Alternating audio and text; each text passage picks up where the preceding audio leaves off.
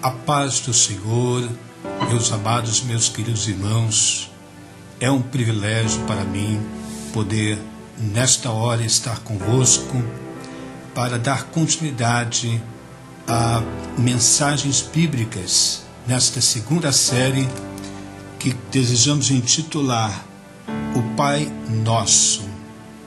Para tanto, eu gostaria de refletir com você o texto da Palavra de Deus que se encontra no Evangelho de São Mateus, no capítulo de número 6, versículo de número 9, que diz assim: Portanto, vós orareis assim: Pai nosso que está nos céus, santificado seja o teu nome, venha o teu reino, seja feita a tua vontade, assim na terra como no céu.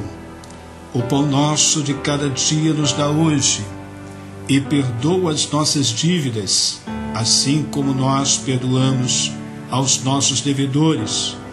E não nos deixe cair em tentação, mas livra-nos do mal, porque teu é o reino, e o poder, e a glória para sempre. Amém. Estas são as palavras do nosso Jesus Cristo, em que, ao receber o pedido dos seus discípulos, no Sermão da Montanha, ele passa a ensinar-lhes acerca da oração. Eu gostaria de refletir com você, aqui nesses poucos minutos, sobre esta oração ensinada por Cristo, que vai fazer toda a diferença em nós compreendermos a maneira como devemos nos colocar, nos posicionar diante de Deus em oração. O Mestre e os seus discípulos estavam na região montanhosa do distrito ao noroeste do Mar da Galileia. O versículo 1 do capítulo 5, aqui do Evangelho de São Mateus, vai nos informar que Jesus, vendo a multidão, subiu ao monte e assentou-se, e aproximaram-se dele os seus discípulos. Vendo a multidão, Jesus então sobe o monte, e assentando-se, aproximam-se dele os seus discípulos, e ele passa a ensinar-lhes como é possível viver uma vida feliz, revelando também o seu caráter, o caráter do reino dele aos súditos deste reino, que são os seus filhos. Jesus expõe aqui as bem-aventuranças, as condições essenciais para se obter o direito de cidadania do reino de Deus. Atualmente, este local, lá no monte, aonde Jesus ali expôs os seus ensinos aos seus discípulos, ele abriga belos jardins e uma pequena igreja construída desde o ano de 1938. Este santuário está numa posição muito elevada, que possibilita ver a vista panorâmica do lago ao seu redor. O formato daquela igreja é muito especial, octogonal, com uma cúpula escura rodeada de um amplo pórtico, e o interior é bem simples, mas um detalhe me chamou a atenção. O destaque aqui é para os belos mosaicos no piso e no exterior, que representam a justiça, a fortaleza, a temperança, a prudência, a esperança e a caridade. Em dado momento do sermão, o Mestre Jesus passa a ensinar os seus discípulos a respeito da oração.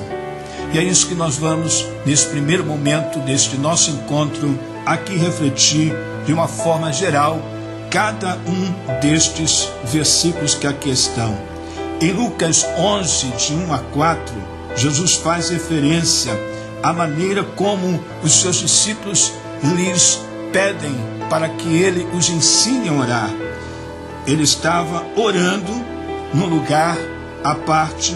Quando terminou, os seus discípulos disseram a ele: Senhor, ensina-nos a orar.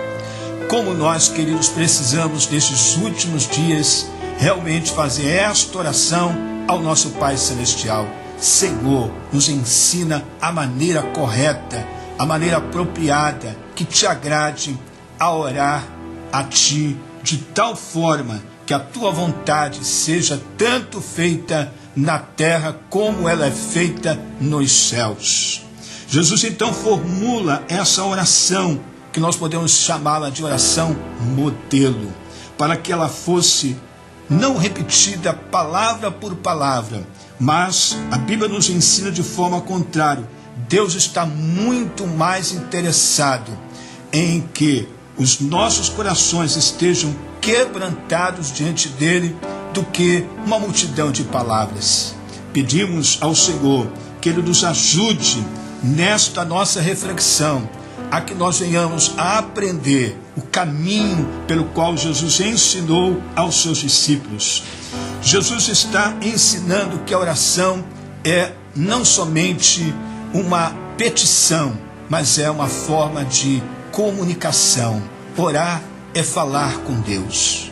Orar não somente é falar com Deus, orar é ter comunhão com Deus. Orar é parte de um diálogo com Deus. Veja o que Jeremias diz em suas escrituras, a sua profecia, lá no capítulo 33, no versículo 3. Invoca-me e eu te responderei. Ou seja, ele está dizendo para nós: você vai falar comigo e eu também vou falar contigo. A oração é esse caminho de mão dupla. Nós falamos com Deus e Deus fala com nós. Então, a oração ela se traduz num diálogo.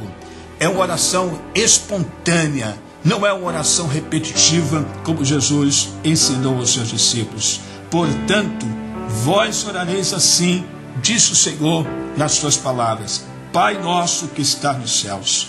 Esta oração começa onde toda oração deveria começar, com o espírito de adoção. Pai nos remete à intimidade, à comunhão.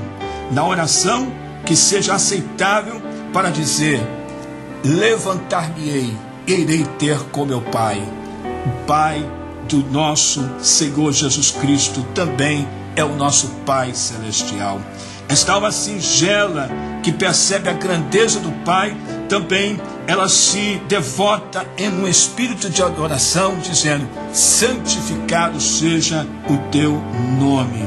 Esse balbucio podemos assim dizer, infantil, que percebemos aqui, Abba, Pai, se transforma também na mesma sintonia que os querubins nos céus estão dizendo: santo, santo, santo é o Senhor.